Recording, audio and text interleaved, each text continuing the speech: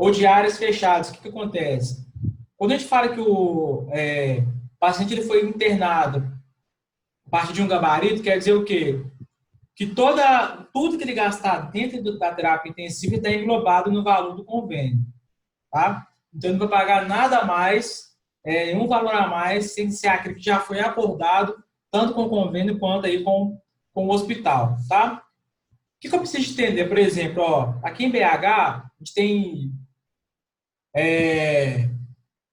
como é que eu posso falar? A gente tem muitos leitos de terapia intensiva.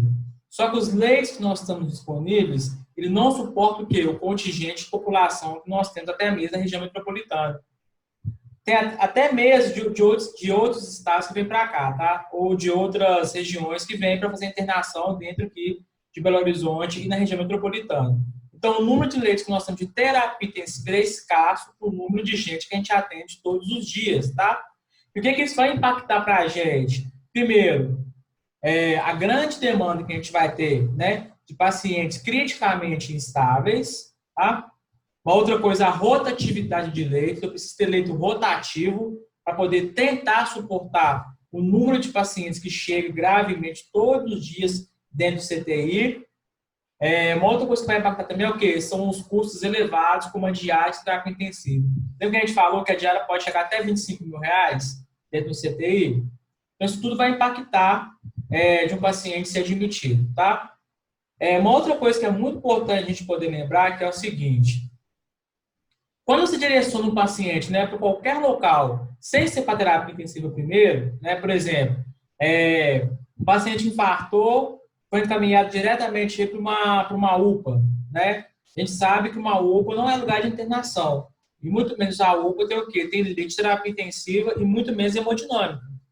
Então, esse paciente que possivelmente vai precisar de um leito de CTI, ele vai ter um certo problema para ser transferido para um leito. Primeiro, talvez eu não consiga achar um leito compatível com aquele paciente que está precisando, tá? Uma outra coisa, ele vai cair o quê? Na central de regulação de leitos. O que vai ser isso? Tem uma série de problemas que pode impactar desse paciente ser transferido para um leito de CTI. Primeiro, o contingente de pessoas que estão esperando uma vaga. Ele vai entrar numa fila esperando uma vaga também, tá?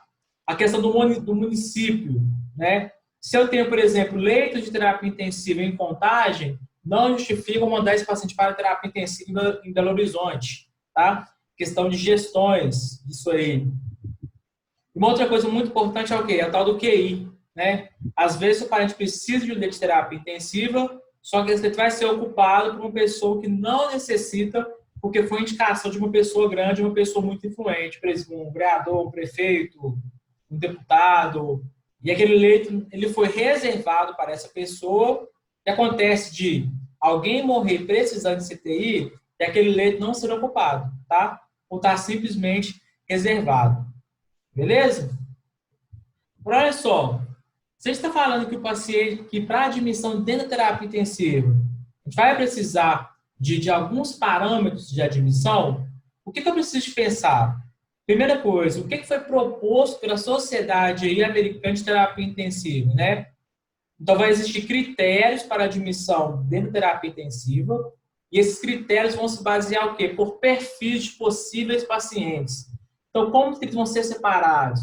Vão ser separados em UTI neonatal, tá? Dentro da UTI neonatal, eu vou ter uma unidade de cuidado intermediário, vai ser antes do recém-nascido ir para a UTI, ele passa por essa unidade, tá? É uma unidade, é como se fosse um semi-CTI antes de mandar esse recém-nascido para a terapia intensiva em si. Então, eu vou ter a UTI neonatal, que vai fazer parte dessa composição, a unidade de cuidado intermediário, vou ter a UTI pediátrica e vou ter a UTI adulta, tá? Só que aí, o que a gente precisa de observar e precisa se atentar? Antes de qualquer admissão de paciente, seja em qualquer perfil de terapia intensiva, né, eu preciso me fundamentar naquilo que eu vou chamar o quê? De tripé do cuidado intensivo. O que vai ser esse tripé de cuidado intensivo? Se é um tripé, então são o quê? São três coisas. Cuidado com a pegadinha da prova, tá? Se é um tripé, são três coisas, tá? Então, qual que é o primeiro fundamento do tripé? Eu preciso de um paciente grave. tá? Primeiro fundamento do tripé, paciente grave ou um paciente instável. Segundo fundamento do tripé, eu preciso de equipamento que de alta tecnologia, tá? Por que o equipamento de alta tecnologia? Porque eu preciso que até mesmo antes desse paciente chegar a algum tipo de complicação, eu antecipar e prevenir que esse paciente ele complique dentro da terapia intensiva, tá? E o terceiro pilar que a gente vai ter aí, ou um terceiro fundamento, vai ser o quê? Uma equipe multiprofissional que seja o quê? Especializado, tá? O que essa equipe precisa conter? Precisa conter conhecimento e experiência para quê? Para operacionalizar tanto os aparelhos quanto a demanda do setor para tratar dos pacientes, tá? Então, o meu tripé que vai fundamentar o cuidado intensivo vai ser o quê? Um paciente grave ou um paciente gravemente enfermo, equipamento de alta tecnologia, tá? E uma equipe multiprofissional que tenha o quê? Que seja especializada e que tenha conhecimento e experiência em pacientes intensivos, tá? Então, esse tripé que vai fundamentar a admissão à terapia intensiva, ele foi criado e foi proposto pela Sociedade Americana de Terapia Intensiva, tá? Então, o Brasil copiou esse tripé, trouxe lá de fora esse tripé para cá, tá? E qualquer terapia intensiva, qualquer CT que você for de qualquer estado do Brasil, ele se fundamenta nesse tripé, ok? Beleza. Então, já que a gente sabe que a gente vai ter um tripé, né? Que vai fundamentar a admissão de um paciente em terapia intensiva. A gente já sabe que tem perfis de pacientes internados dentro do CTI. Existem protocolos de pacientes que serão internados dentro do CTI. O que eu preciso de lembrar? Por exemplo, do primeiro perfil de UTI, vai ser o quê? A UTI neonatal, tá? Então, vai ser o quê? Só vai ser admitidos pacientes, né? Ou recém-nascidos de 0 a 28 dias, tá? Só que essa admissão de recém-nascidos de 0 a 28 dias, eles precisam se adequar a um protocolo, tá? Qual tipo de protocolo vai ser esse? Por exemplo, ó, toda vez que transfere um paciente para o CTI, eu preciso de ter um relatório, tá? Se ele estiver internado, por exemplo, acabou de sair do bloco cirúrgico, a criança, né, acabou de nascer e apresentou uma insuficiência respiratória, uma dispneia respiratória. Então, tem que ser encaminhado para a terapia intensiva, tá? Então, o médico, o obstetra que está aqui, acabou de tirar a criança, tem que fazer um relatório e encaminhar para a terapia intensiva, tá? Só que aí, quando for fazer esse encaminhamento desse recém-nascido para a terapia intensiva, o que vai se basear? Se ele literalmente vai para uma unidade de terapia intensiva neonatal ou se ela vai para uma unidade de cuidados intermediários. Às vezes o RM está grave, mas não tão grave para uma possível admissão dentro da UTI neonatal, tá? Então, eu tenho esse gargalo e essa vírgula antes de admitir um paciente na UTI neonatal, tá? Ele passa por um crivo, tá? Pelo intensivista neonatal, que vai perceber ou identificar a necessidade ou a real necessidade desse RN ser admitido dentro de uma terapia intensiva neonatal. Tá? Então, antes de ser admitido para a terapia intensiva neonatal, ele passa pela unidade de cuidados intermediários. Tá? Observação, isso só acontece na UTI neonatal. Ok? O único local que vai ter unidade de cuidado intermediário vai ser na UTI neonatal. Ok? Professor, você vai mandar essas matérias para a gente? Eu acho que já está lá, não está não, na plataforma? Ah, deve estar, eu não olhei ainda. Eu acho que já está lá. Tá bom, obrigada. Depois, se alguém confere e me fala, se não tiver lá, mas eu acho que já está, tenho quase certeza. Já está. Ah, não está? Tá. Deixa eu mandar de uma vez aqui também. Não, eu vou olhar lá, professor. Eu mando aqui também para vocês, ó, lá no chat aqui. Tá todo mundo no celular? É, né? Sim. Não, então não chega para vocês, não. Vocês não conseguem baixar, não. Eu Depois confere lá e me falam. Tá. Tá. Beleza. Então, olha só. Então, o treino neonatal. Qual vai ser o protocolo para a admissão de um recém-nascido na UTI neonatal? Só lembrando que recém-nascido só é considerado o RN de 0 a 28 dias. Por que 0? Porque conta a partir do momento que ele nasceu, tá? Então, se ele nasceu, por exemplo, às 15 horas, então esse RN é o quê? Está no dia 0 dele, ok? Só vai virar um dia com 24 horas. Por isso que é de 0 a 28 dias. Aí vocês perguntam assim, mas se for meia-noite e 5 no dia 29, aí vira 29 dias. Mas é meia-noite e 5, ou meia-noite e 2, meia-noite e 3. 29 dias já é UTI o quê? Pediátrico. Tá? Pode ser meia-noite e 1, meia-noite e 3. Então, 29 dias, UTI pediátrico. Tá? Tranquilo? Até aí?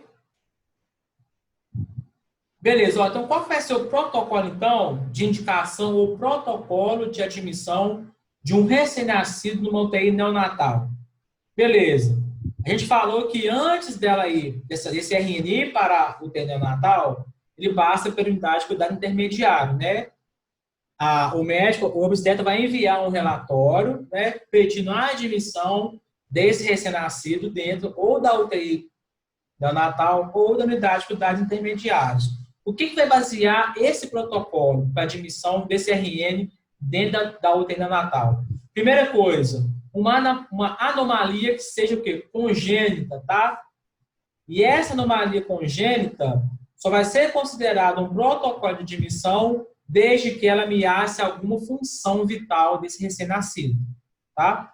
Então, o primeiro protocolo de indicação de um recém-nascido para terapia intensiva é uma anomalia congênita que ameace qualquer tipo de função vital desse recém-nascido. Então, vai ser admitido dentro da UTI neonatal. Segundo protocolo, uma anóxia grave. O que vai ser uma anóxia? É uma complicação da hipóxia.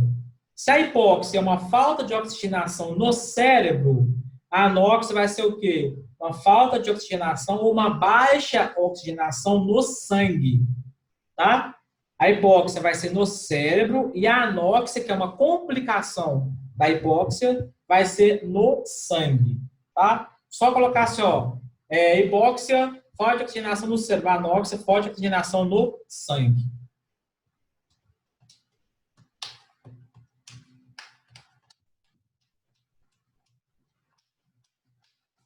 Tô indo rápido demais ou pode manter assim? Pode manter. Então, repete de novo, por favor. Uhum. O protocolo desde o começo ou só a anóxia? Anóxia e a outra é o quê? Hipóxia. Isso. A hipóxia é a falta de oxigênio no cérebro. E a anóxia vai ser a falta de oxigênio ou a baixa de oxigênio no sangue.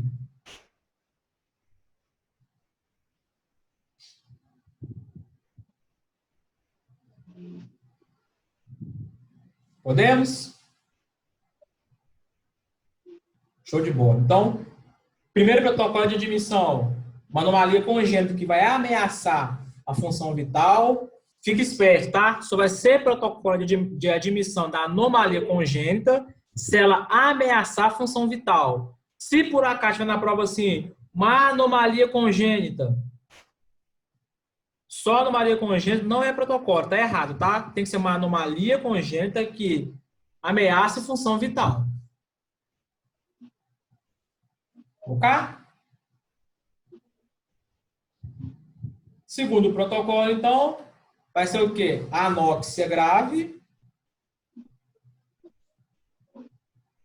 E o terceiro protocolo de admissão vai ser o quê? Uma cardiopatia congênita, né? Ou uma cardiopatia congênita descompensada. Nasce com um sopro, nasce com uma válvula aberta, tá? Também é protocolo de admissão na UTI neonatal.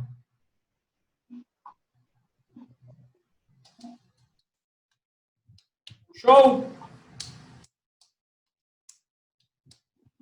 Vamos que vamos, então. UTI pediátrica. de 29 dias a 12 anos. UTI pediátrica de 29 dias a 12 anos. O que vai tanger aí a UTI pediátrica, né? Vai ser o protocolo de relatório que tem que ser enviado para a unidade, vai ser o mesmo da UTI neonatal, tá? Seja na pediátrica, na neonatal ou na adulta, tem que ser enviado um relatório pedindo a internação ou admissão desse paciente dentro da unidade, ok? O que vai tanger para a gente, então, a UTI pediátrica? Qual vai ser o protocolo de indicação para uma criança ser admitida dentro de uma UTI pediátrica? Primeira coisa, aquilo que nós chamamos de incapacidade do corpo do quê? De fornecer oxigênio ou nutriente, que chamamos de incapacidade do corpo de fornecer oxigênio e nutrientes. Chamamos de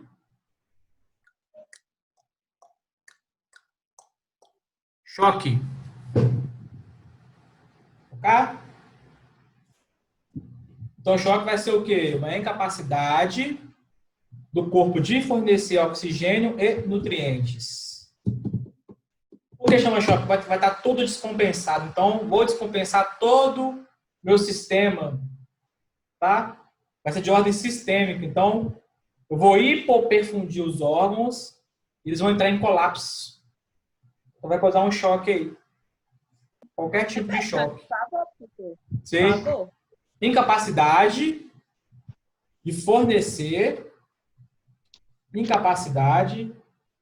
fornecer oxigênio e nutrientes.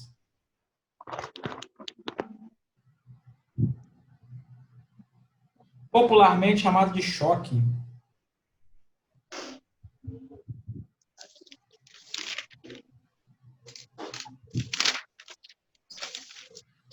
Tranquilo?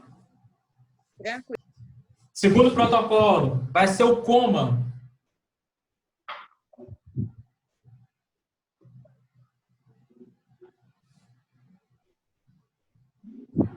Protocolo, coma. Terceiro protocolo, uma desnutrição grave com descompensação metabólica. Desnutrição grave com descompensação metabólica.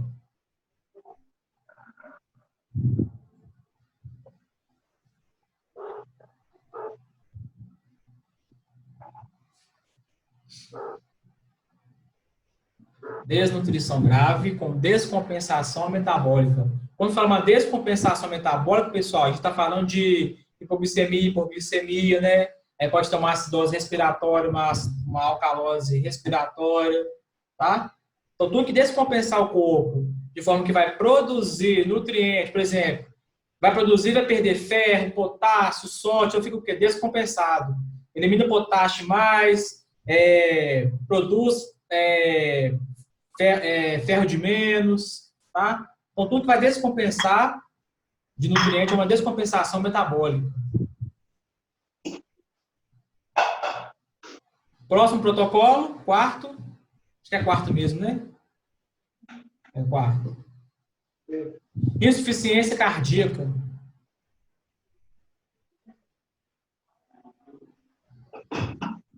Insuficiência cardíaca.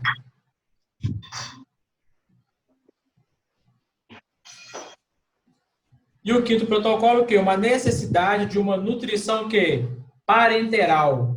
Cuidado, tem uma diferença de nutrição enteral para nutrição parenteral, tá? O que vai ser uma nutrição enteral? Nutrição enteral vai ser através de uma sonda nasoentérica, ok? E a nutrição parenteral vai ser através de quê? De um acesso venoso central, tá? Vou fornecer oxigênio, vou fornecer nutrientes e alimentação através de um acesso venoso central. Só colocar assim, ó, nutrição enteral, SNE, sonda nasoentérica. Nutrição parenteral, AVC, acesso venoso central. Repete o quinto protocolo, por favor. Sim, senhora. Necessidade de nutrição parenteral. De alguma forma, essa criança não está conseguindo alimentar ou não está conseguindo produzir nutrientes para sustentar o corpo. Então, o quê?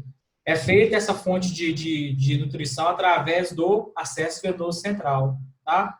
Ou de uma subclávia, ou de uma jugular interna. Tá? O Anderson, é parietal ou interal? Enteral é sonda nasoentérica. Tá? Vai ser através de uma sonda, que vai no nariz até chegar no estômago. A parenteral vai ser através de um acesso venoso central. Vou funcionar uma veia, né? Um acesso venoso central para infundir uma dieta especial através da veia.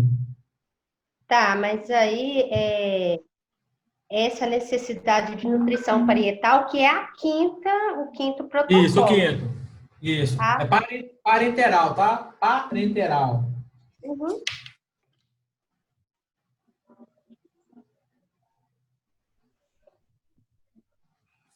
Ok?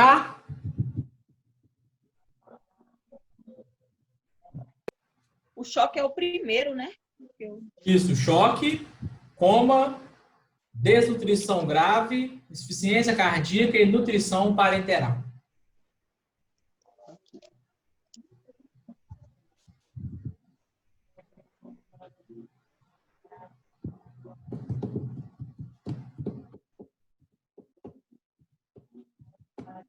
Tá tranquilo, gente? Vocês estão com as caras muito sérias hoje. Calor, né? A Débora não tem motivo para ficar com a cara séria, não. É. Eu Ih, tava Débora. dormindo. Antes da aula começar, eu tava dormindo. Sério. Ó, mas tem que Nossa, voltar atrás cara mais de não, meu pau. filho. Game over. Já era. Agora acabou, né? Já era. É igual eu falei com a minha esposa aqui, ó. Quem pegou, pegou. Quem não pegou, não pega mais. Verdade. Teve a oportunidade, né, Anderson? Já era, Tô filho. desse jeito. Já era, filho. Mas é bom, você vai gostar, é bom. Vamos lá então, galerinha. Ô, professor, eu Diga. fiquei com dúvida. Eu fiquei com dúvida aqui na anomalia congênita. Qual a pergunta que você falou que se fizer a gente tem que responder? Tipo assim, Anomalia congênita, desde quando ela ameaça alguma função vital do recém-nascido. Tá? quando é, né? Se ela não ameaçar a função, por exemplo, nasceu com 6 dedos, tá ameaçando alguma função vital dele? Não. Então, não é protocolo de admissão. Nasceu com uma válvula aberta no coração. Tá ameaçando a função vital dele? Tá. Não é. Tá? Só você pensar assim, ó, o que pode levar esse recém-nascido a óbito? Está ameaçando a função vital dele? Se ameaçar a função vital, é passivo de admissão na UTI. Tá bom. Ok? Ok. Tá lá na plataforma, gente, o slide. Quem perguntou aí? Acho que foi a única que perguntou. Tá lá na plataforma. Beleza, ó. Só relembrando, UTI neonatal de 0 a 28 dias. UTI pediátrica de 29 dias a 12 anos. Tá? E a UTI adulta acima de 12 anos, de 13 anos até 100 anos. Tá? UTI adulta. Repete, por favor, Anderson. Claro. UTI neonatal de 0 a 28 dias.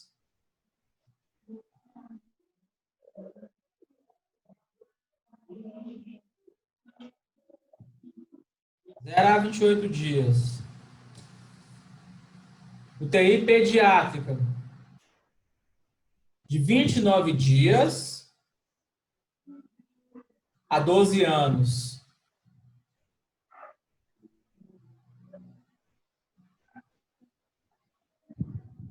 E a UTI adulta acima de 12 anos, tá? Então, de 13 anos para cima. Acontece alguns casos, você fala assim, por exemplo, mas o filho do meu cunhado lá e tem. O filho do meu amigo tem 12 anos e o menino é um cavalo, de tão grande que ele é.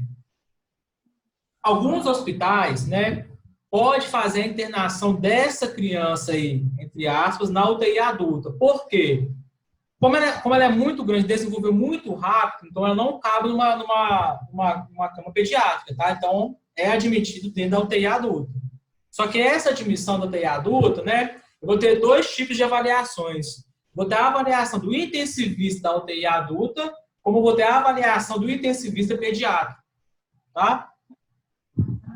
Aí o que vai variar? O que vai ser, quanto vai ser um, quanto vai ser o outro? Vai demandar o tipo de patologia e o tipo de indicação que essa criança teve para ser admitida na terapia intensiva. Crianças, entre aspas, né? O Cosme de 11 está maior que a gente. Olha só, a UTI adulta é a mais fácil da gente poder associar qual tipo de protocolo que pode levar a pessoa para dentro do CTI adulto, tá? Ou de uma UTI adulta. Então, primeira coisa que pode levar uma pessoa para a UTI adulto vai ser o quê? Uma dificuldade o quê? De manter via aérea pérvia, tá? Ou um rebaixamento de nível de consciência. Como assim? Antes não entendi. Vamos supor que tem uma pessoa internada lá na internação do hospital. De repente, ela começou com uma dificuldade para respirar, né? Aparentemente não tem nada obstruído, né? E a saturação começou a cair desse paciente, tá? Então tem alguma coisa sistêmica que está o quê? Está impedindo dele respirar, tá? Então se ele tem uma dificuldade de manter essa via aérea pérvia, de respirar, e automaticamente eu tenho um rebaixamento do nível de consciência, no caso, a escala que eu vou avaliar vai ser o Glasgow, tá? Esse paciente é passível de admissão dentro da terapia intensiva, tá? Então tem dificuldade para respirar, ou entrou em parada cardiorrespiratória, CTI. Por mais que volte, tem que ser encaminhado para a terapia intensiva, tá? Então, primeiro protocolo, dificuldade de manter via aérea pérvia com rebaixamento ou diminuição do nível de consciência, tá?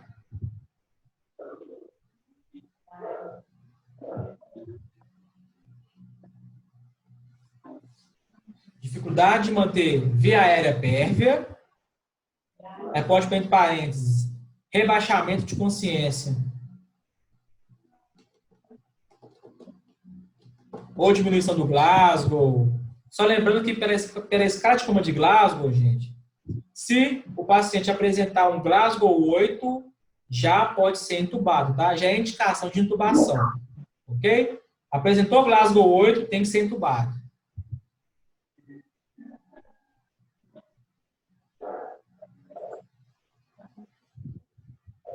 Ok? Segundo protocolo, parada respiratória.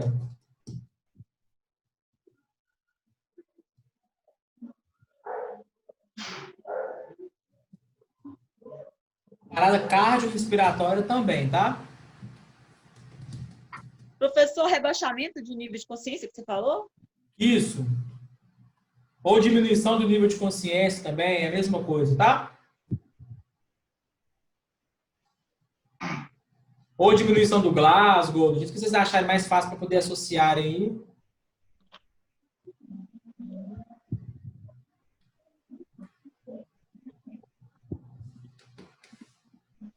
Beleza, ó. Terceiro protocolo. Risco de hipertensão intracraniana.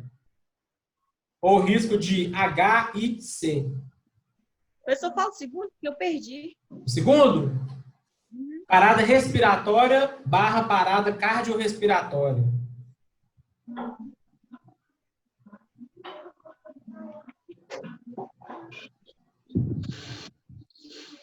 Vou ter dois tipos de situações. Parada respiratória. Qual vai ser o protocolo?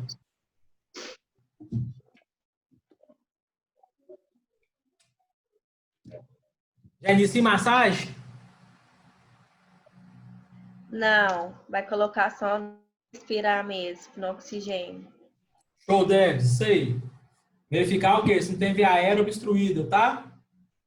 Se eu não conseguir reverter, aí sim ele pode entrar em PCR, tá? Se não conseguir respirar, ele vai parar, vai falir, vai parar pulso também. Então, tanto a parada respiratória quanto a PCR é passível de admissão dentro da terapia intensiva.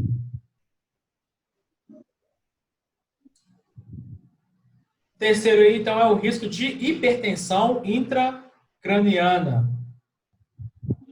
Por que o risco de hipertensão intracraniana, Anderson? Quando a gente for ver hipertensão intracraniana um pouquinho mais para frente, vocês vão ver o quê? A nossa caixa craniana, ela não é expansível, né? Então, qualquer situação que lesionar o cérebro, né, vai causar o quê? Um edema dele. Então, ele não tem para onde crescer.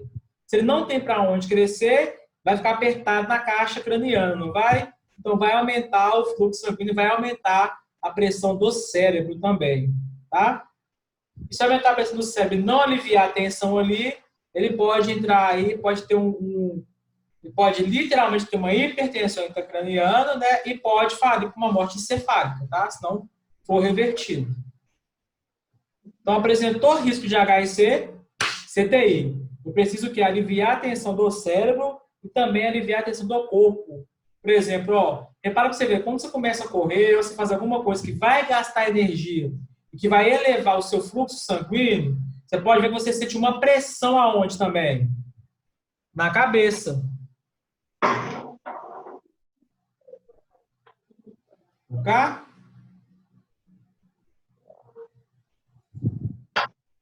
Então, beleza, ó. Show de bola. Então, vimos 3 protocolos, né? Então, a gente viu UTI neonatal, vimos a UTI pediátrica e vimos também a UTI adulta, tá? Então, são 3 perfis de clientes diferentes, né? São 3 tipos de protocolos diferentes.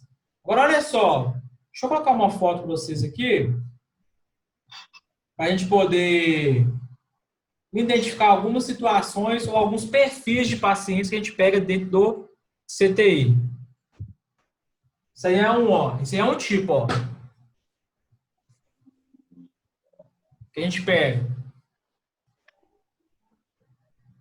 Vocês acham que é difícil manusear um paciente nesse nível de gravidade aí? Sim. Mais fácil que a unidade de internação. Porque, primeiro, ó, tá todo monitorado, né? Aqui, ó, nós temos aqui o ventilador mecânico, né? Do lado de cá, nós temos aqui a bomba de fusão, tá? Aqui, o sistema de hemodiálise. E bem escondidinho aqui, ó, nós temos um monitor multiparâmetros, tá? Por que é mais fácil de cuidar de um paciente intensivo? Primeiro, eu consigo ver qualquer tipo de complicação dele através do monitor, né? Só lembrar que eu tenho que fazer a associação entre o monitor e entre a fisionomia que o paciente está me apresentando, tá? Eu preciso ter um raciocínio clínico e um raciocínio crítico mediante essa situação aí. Aquilo que o monitor está me falando, eu tenho que conseguir enxergar quando eu faço a avaliação também do paciente, tá? Paciente aí criticamente instável, tá? Grave. Todo paciente que é grave, então para a gente é o paciente o quê? Instável, tá? Então, se é um paciente instável, é passível de admissão dentro da terapia intensiva, tá? Uma outra situação aí, ó. Olha aí. O que você consegue ver de diferente nessa paciente aí? Olha só, ela tem vários drenos, não tem? Várias sondas, tá? Tem uma incisão cirúrgica aí, né? Que tá pegando da região do apêndice tifoide até a região inguinal, né? Então, é sugestivo de uma laparotomia exploradora. O que vai ser isso? Ele abriu aqui do apêndice tifoide até a região inguinal para verificar órgãos, né? Então, ela tem, ó, uma, duas, três, quatro, cinco, seis, 7 sondas, né? 7 sondas de Foley. Está com uma sonda vesical de demora, tá? Já é uma analgesia o quê? Com morfina, tá? Mesmo assim, esse paciente ele costuma o quê? A sentir dor ainda, tá? Então, é muito comum no setor, principalmente queimados, onde o paciente oncológico também, a gente faz uma analgesia antes do banho, porque vai manipular demais esse tipo de paciente dentro da terapia intensiva, tá? Agora, olha só, o que acontece? Já que a gente fala que tem protocolos de admissão dentro da UTI, então eu vou trabalhar com o quê? Com prioridades de admissão dentro da terapia intensiva, tá? O que vai ser essas prioridades de admissão? Primeira coisa, o que eu vou chamar de prioridade 1 dentro do CTI? Vou me basear em 3 quesitos. Primeiro quesito, da prioridade 1, a terapia intensiva. Eu preciso ter um paciente instável, tá? Que vai precisar de uma monitorização ou de um tratamento que eu não consigo fornecer fora do CTI, tá? Então, o primeiro quesito da prioridade 1 da terapia intensiva é um paciente instável que vai precisar de uma monitorização, tá? Ou de um outro tratamento que eu não consigo fornecer fora da unidade de tratamento intensivo. Ok? Segunda coisa. Por favor, Anderson. Fala de novo que eu não entendi. Você pode repetir, por favor? Claro. Paciente instável. Se é um paciente instável, então eu tenho o quê? Alterações de quê? De sinais vitais. Tá? Então, eu tenho um paciente instável que vai precisar de monitorização, né?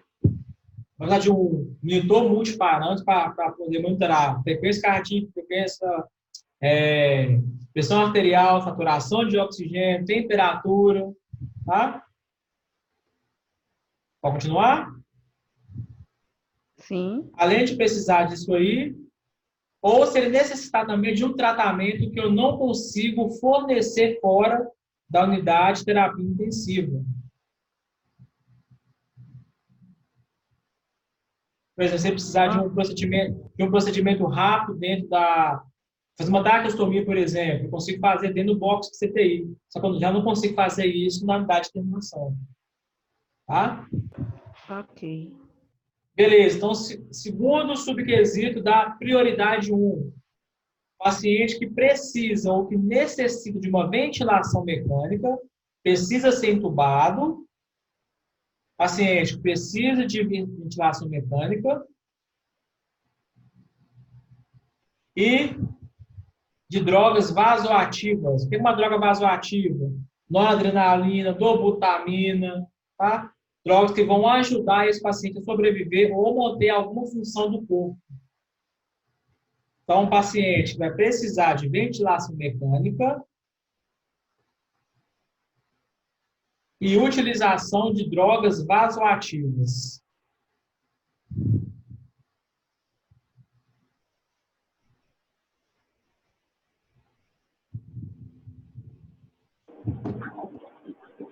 Anderson, Diga. essa aula fica gravada na plataforma? Vou mandar o link para vocês lá. Eu consigo ver depois, não consigo? Sim, senhora. Tá bom. Podemos passar? Terceiro subitem da prioridade 1. Só repetindo. Coloca assim, ó, prioridade 1. Aí você puxa 3 setinhas, tá? Primeira prioridade, paciente instável, que requer ou vai necessitar de uma monitorização ou de um tratamento que eu não consigo fornecer fora da UTI. Tá? Segundo subquisito da prioridade 1, paciente que precisa de ventilação mecânica e drogas vasoativas. Terceiro subitem da prioridade 1. Paciente com diagnóstico de choque, qualquer tipo de choque. Paciente pós-operatório de cirurgia complexa ou cirurgia grande.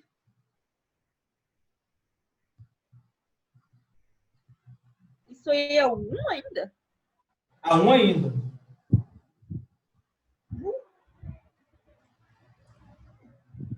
Coloca só a prioridade 1 e puxa 3 setinhas.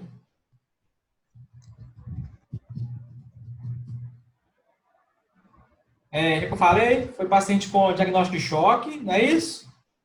Paciente pós-operatório de cirurgia grande. E paciente aí com diagnóstico de insuficiência renal aguda.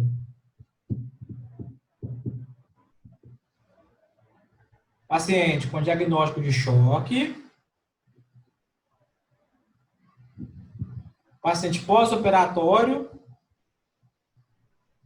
e paciente com insuficiência renal aguda.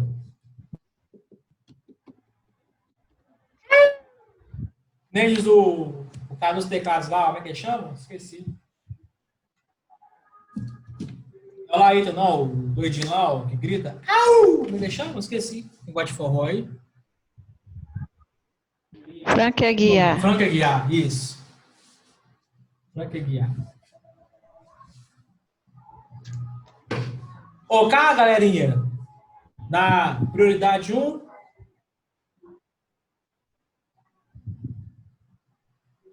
Podemos prosseguir ou tá difícil ainda? Nada... Como é que é a frase? Esqueci a frase.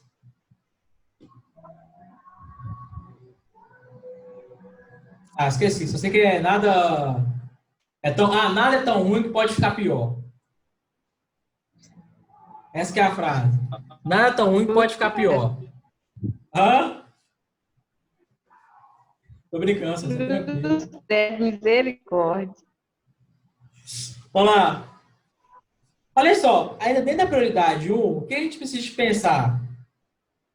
É só a gente ter um raciocínio, pessoal. Por exemplo, ó, se você tem um paciente que está instável, que está oscilando parâmetros vitais, né?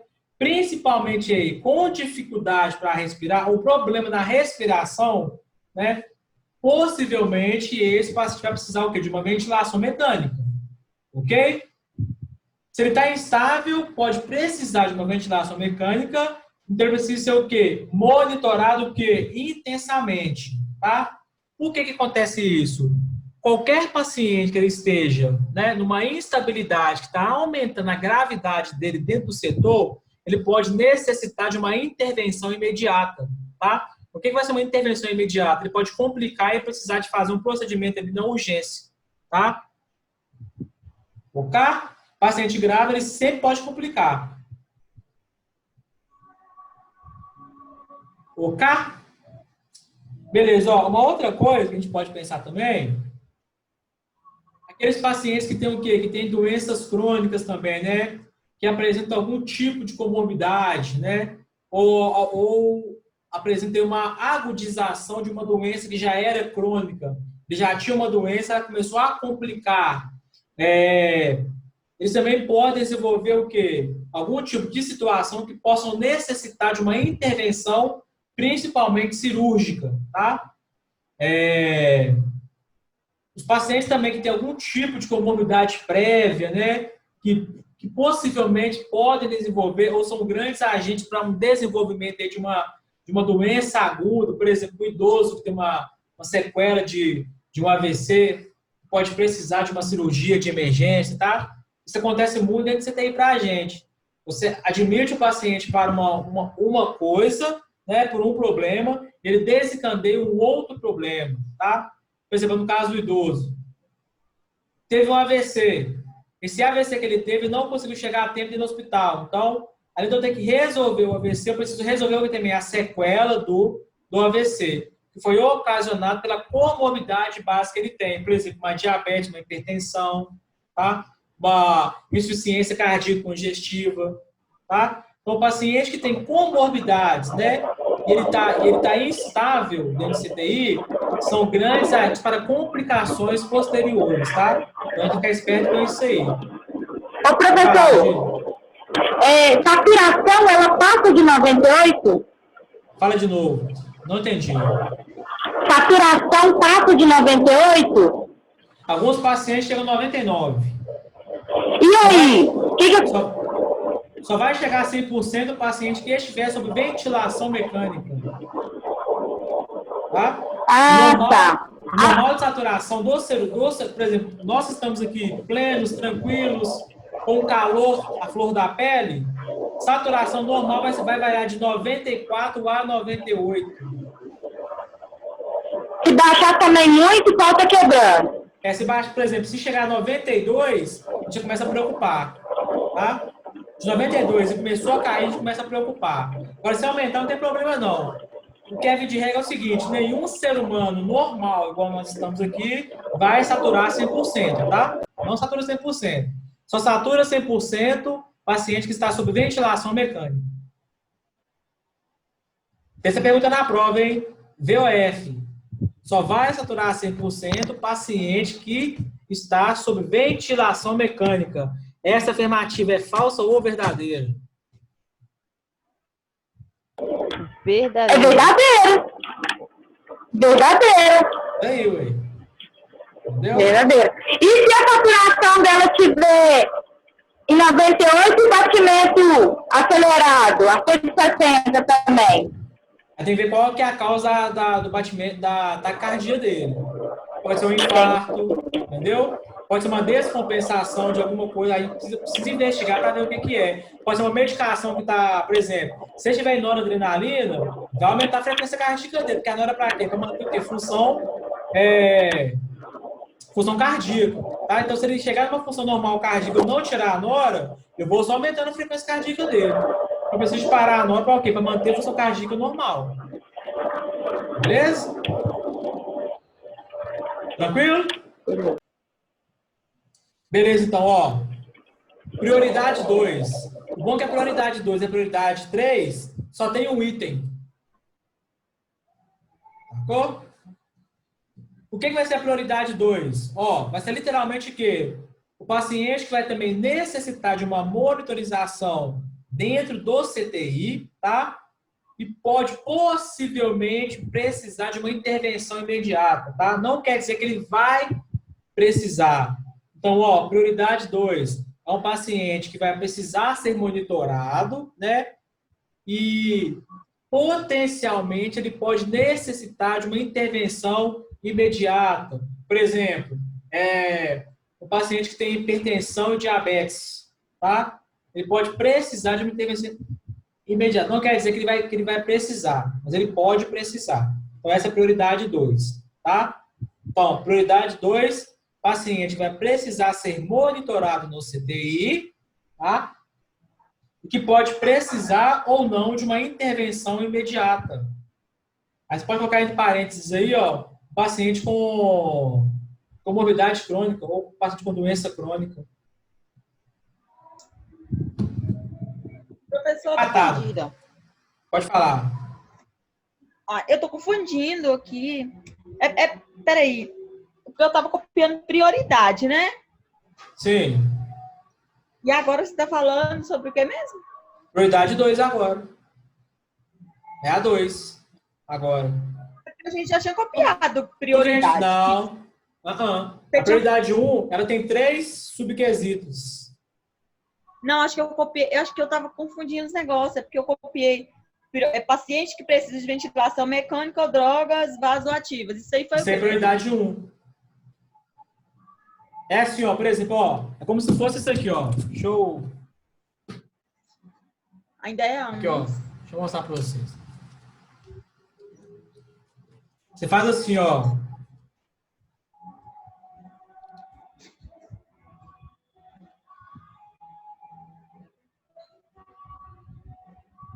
Prioridade 1.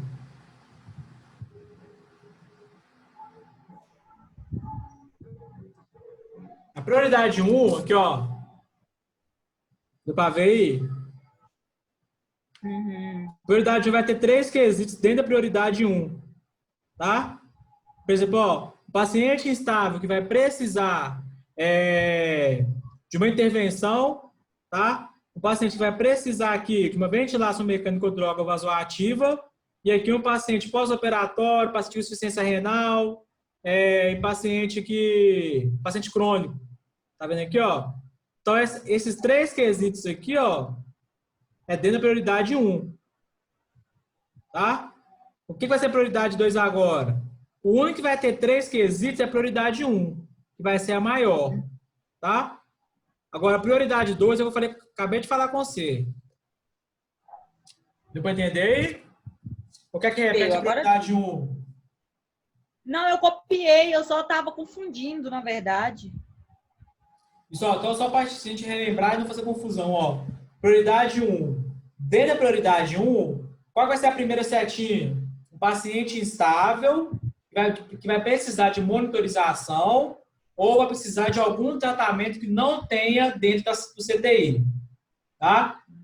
Ainda dentro da prioridade 1, qual vai ser a outra setinha? Vai ser um paciente que precisa de ventilação mecânica ou de droga vasoativa. Tá? E a terceira setinha, dentro da prioridade 1 ainda, vai ser o quê? Um paciente com diagnóstico de choque, paciente pós-operatório de cirurgia grande ou um paciente com diagnóstico de insuficiência renal aguda. Deu para entender agora? Deu. Show de bola. Agora, prioridade 2. Pode falar? Pode. Aí vai ser um paciente que vai precisar de uma monitorização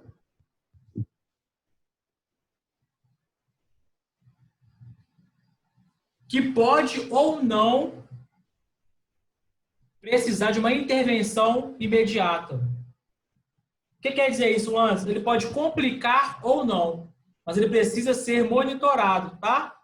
Então, prioridade 2. O paciente que precisa ser monitorado, que pode ou não apresentar alguma complicação.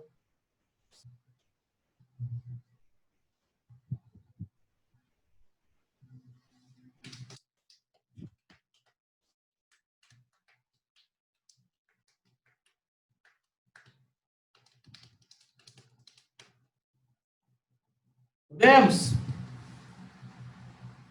Prioridade 3.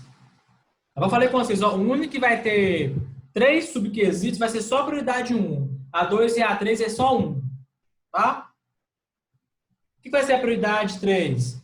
Vai ser um paciente que ele é grave, tá? Só que esse paciente grave, ele tem uma probabilidade que é reduzida de complicar. Uma probabilidade reduzida de sobrevida, né? O paciente que está em fase terminal, então não é passivo de admissão. Eu não vou admitir esse tipo de paciente no CTI, tá? O paciente que é paliativo é o último caso de admissão no CTI. Então, prioridade 3, tá? Ainda não entendi antes, como vai ser isso aí? Por exemplo, ó, prioridade 1, prioridade 2, prioridade 3. Se chegar um paciente que precisa ser entubado, qual a prioridade que ele é? 1. Então, vai ser o primeiro a ser admitido. Se chegar um paciente em fase terminal de câncer, qual a prioridade que ele é? 3. 3. Então, não vai ser admitido. Tá? Só em último caso. Aí, se chegar um paciente que ele pode complicar, ele tem uma hipertensão e uma diabetes descontrolada, qual a prioridade que é? 2. 2. Então, desses 3 pacientes, ó, qual que eu vou admitir primeiro? Primeiro eu vou admitir o paciente que precisa de um tubo, depois o paciente que é diabético descompensado, e por último, se for admitido, o paciente em fase terminal.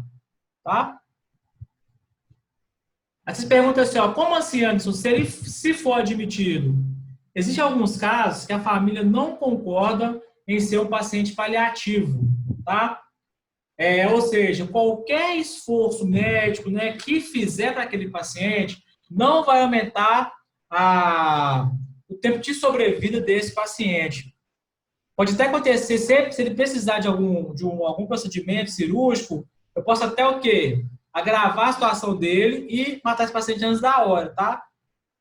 Então, quando que esse tipo de paciente vai ser admitido dentro do CTI? Quando a família não concordar com a situação de um paciente paliativo e pedir que a equipe médica invista nesse paciente. Então, ele deixa de ser um paciente paliativo e começa a fazer um investimento nesse paciente, tá? Só que quase, assim, chutar um número aqui, mas assim, com quase 99,9% de certeza, que 80% desse tipo de paciente, né, que é um paciente paliativo, que a família não aceita que seja paliativo, mas quer que faça qualquer tipo de medida heróica com ele dentro do CTI, o paciente vai a óbito. Vai a óbito antes da hora. Tá? Por exemplo, paciente com câncer, um câncer de pulmão, né, e o câncer tomou os 2 pulmões dele. Então, não tem como ele vai migrar para o óbito, né? A família quer que entube esse tipo de paciente. Se um paciente desse tipo cair numa ventilação mecânica, nunca mais ele sai. Por quê? Porque o pulmão vai ficar dependente dessa oxigenação, tá? Então, tem familiar que opta por isso e o paciente fica 2, 3, 4, 5 meses dentro de CTI. Então, nem para o convênio, nem para a família, nem para o hospital, isso é benéfico. Vou aumentar o sofrimento da família, vou aumentar o sofrimento do paciente que quer descansar, mas a família não quer deixar o cara descansar, e vou gerar custo para o convênio e para o hospital. Mas aí o hospital ele pode negar, sim, por alguma coisa, falar que realmente não tem jeito e tentar não encaminhar ele para lá? O que acontece, Luana, é o seguinte, quando esse paciente ele vai ser admitido no CTI, o próprio médico já chama a família para conversar. Aí explica a situação do paciente, fala que nenhum esforço que fizer para ele vai ser válido para a sobrevida dele, tá? Então o médico ele tenta ir na parte mais racional da família, para poder entender esse tipo de coisa. Porque, pensa comigo, você está em fase terminal, né? Nada que eu fizer vai trazer esse paciente de volta ou vai melhorar o quadro de vida dele. Se eu internar esse paciente no CTI, eu vou prolongar o sofrimento dele, na verdade. Porque eu vou invadir esse paciente, vou entubar esse paciente. Às vezes o paciente ia ter um tempo de vida de 1 mês. Quando eu faço procedimento invasivo, eu reduzo isso para 10, 12 dias. Entendeu? Pela gravidade do quadro que ele está. Entendeu? Tem familiar que aceita, tem familiar que não. Então, os médicos, eles conversam com o familiar por não internar e por não admitir o paciente no CTI, né? Geralmente, eles mandam para casa, para morrer em casa, né? Ou vai para uma ala oncológica de paciente em fase terminal, que é mais triste ainda, né? É por isso que, quando ele vai conversar com a família, ele pede para ir a parte mais racional, que consegue pensar para poder tomar uma decisão, tá? Se for uma pessoa que está descontrolada, está lascado, porque vai admitir. Porque aqui 100% das pessoas que estão aqui, ninguém quer que um familiar seu morra. Então, tudo que puder fazer para poder salvar, você vai querer que faça, né? Só que tem hora que precisa ser racional. Será que esse tipo de procedimento vai melhorar o quadro de vida dele ou vai agravar o quadro de vida dele? Ou vai aumentar ou vai prolongar o sofrimento dele? Então, a gente tem que pensar friamente também nessa situação. O médico pode optar por não admitir por causa do protocolo de indicação, tá? Mas 80% dos pacientes que são admitidos nessas circunstâncias, eles não passam de 1 semana. Morrem dentro do CTI, tá? Eu acho que prolonga o sofrimento da família mais ainda, né? E tem que ter aquela expectativa de que vai voltar, que foi para o CTI que vai voltar, que vai melhorar, aquelas coisas todas, né? É bem complicado. Vocês vão pegar isso na prática quando vocês for... quem for trabalhar, vocês vão ver a dificuldade que é para conversar com um familiar, com um parente internado no CTI. Nossa, é difícil demais. Você falar e entender o que você está falando, na verdade. Né? Agora, olha só. Enquanto que essa UTI ela vai ser pós-operatório, né? Numa UTI que a gente vai chamar de pós-operatória, o perfil do paciente ele vai variar. Eu posso admitir um paciente que pode permanecer por alguns minutos, como também posso admitir um paciente que vai permanecer por algumas horas dentro do CTI. Tá? Por quê? Por causa do efeito anestésico, pelo fato de ser uma cirurgia de grande porte, uma cirurgia extensa, né?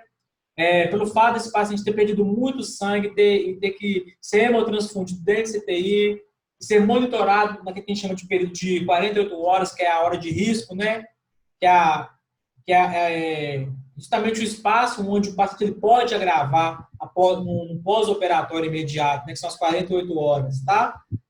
Mesmo assim, ele vai ser assistido por uma equipe de intensivistas.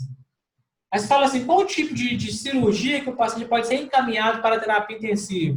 Por exemplo, um paciente idoso que faz uma cirurgia de fêmur, é primordial ter um leito de reserva no CTI. Por mais que ele esteja bem, as primeiras 24 horas ele passa dentro da terapia intensiva, tá? Para poder monitorar sinais vitais e até mesmo monitorar o quê? Aquela ferida operatória. Não sei se vocês já sabem, ou alguém já procurou saber, quando tem uma cirurgia de fêmur, é o osso que mais sangra quando faz cirurgia.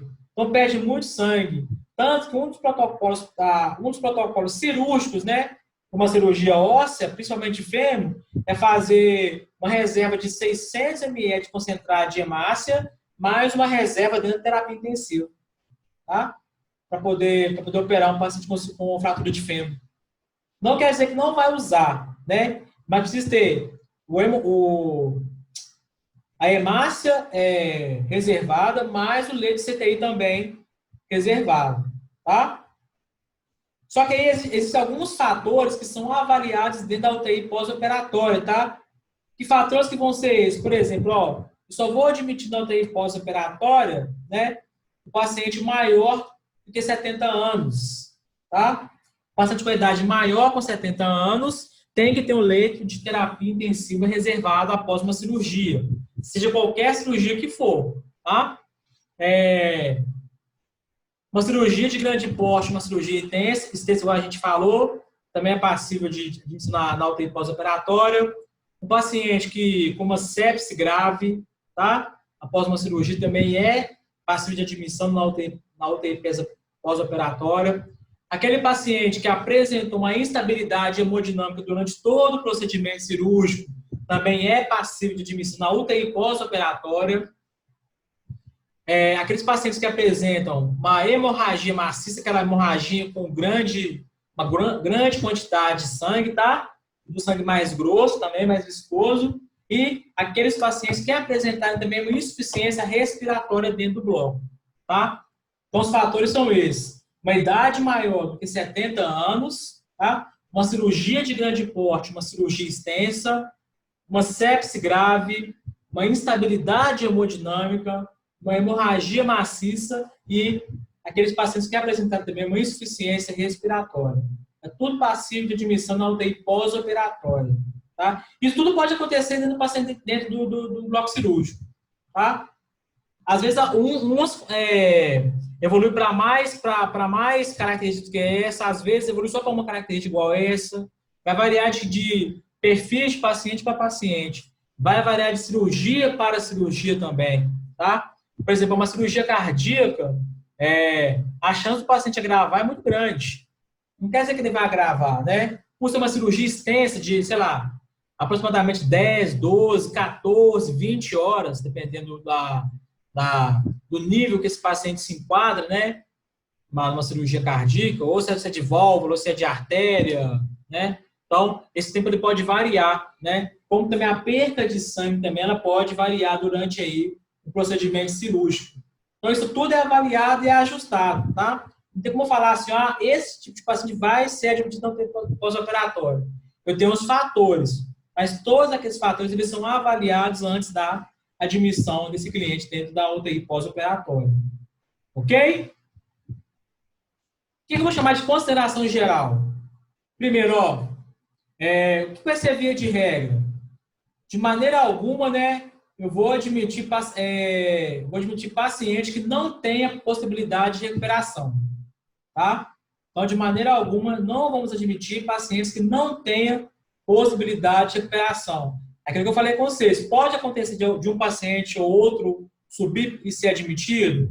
Pode acontecer, tá? Mas a porcentagem é pouca, até mesmo que esse paciente vai a óbito muito rápido, tá? Então, geralmente, os médicos conseguem conversar com a família antes de fazer esse tipo de admissão aí dentro do CTI, tá? Uma próxima via de regra é consideração geral. Só vou admitir dentro da terapia intensiva paciente agudo, ou um agudo grave, ou um agudo estável, que tenha possibilidade de recuperação, tá? Via de regra.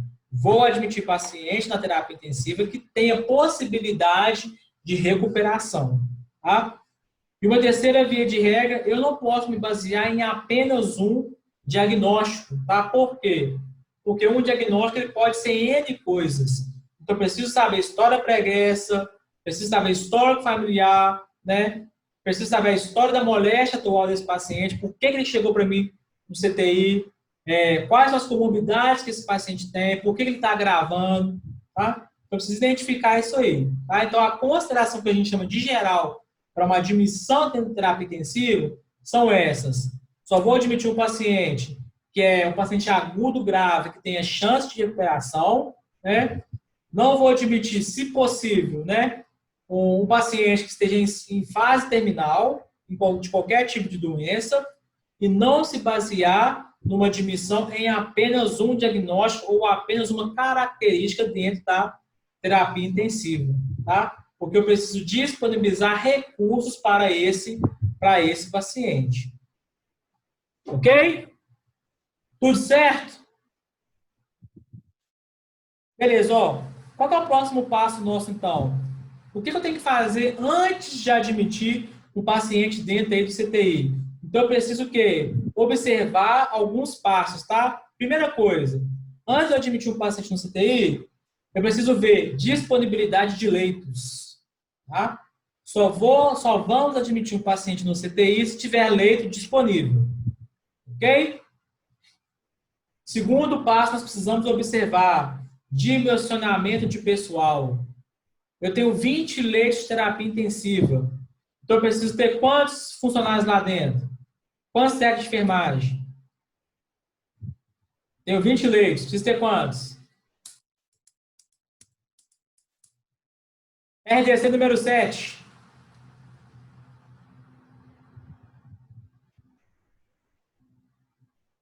E aí? Eu tenho 40 leitos de CTI. Preciso ter quantos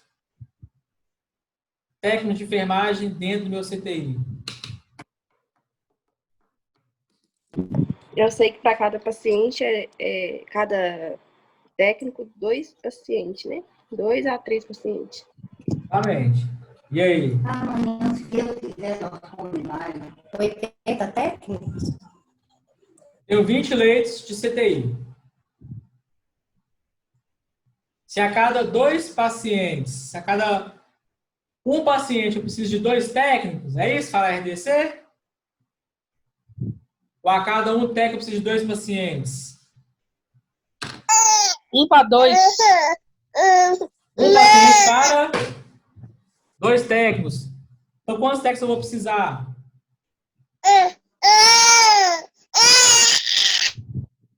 Um paciente para 2 técnicos? Não sei, é um paciente para 2 técnicos, RDC? E aí? Um técnico para 2 pacientes. Um técnico para 2 pacientes. Então, quantos técnicos eu vou precisar se eu tenho 20 leitos de CTI? Uns 10 técnicos. 10. 10. O que acontece? Teoricamente, precisamos de 10. Não é isso? 10 técnicos, tá?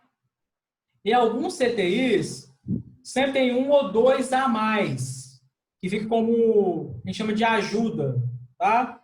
Ou de ajuda extra, aqueles que vão circular pelos corredores ajudando os outros, tá? Tem um esquema também que a gente utiliza, que é o quê? Que a cada 2 técnicos, a gente vai ter 3 pacientes, tá? Mas a RDC fala o quê? Que é 1 para 2, tá?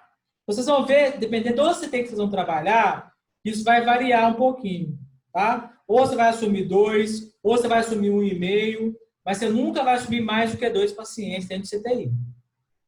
Ok? Se você assumir mais do que 2 pacientes no CTI, você está colocando a vida do seu cliente em risco e a sua também.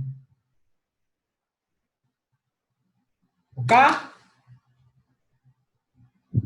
Show de bola. Então, eu preciso ter o dimensionamento pessoal. Preciso saber se aquele número de boxes que eu tenho dentro do meu CTI vai ser compatível com o número de funcionários que eu tenho dentro do CTI.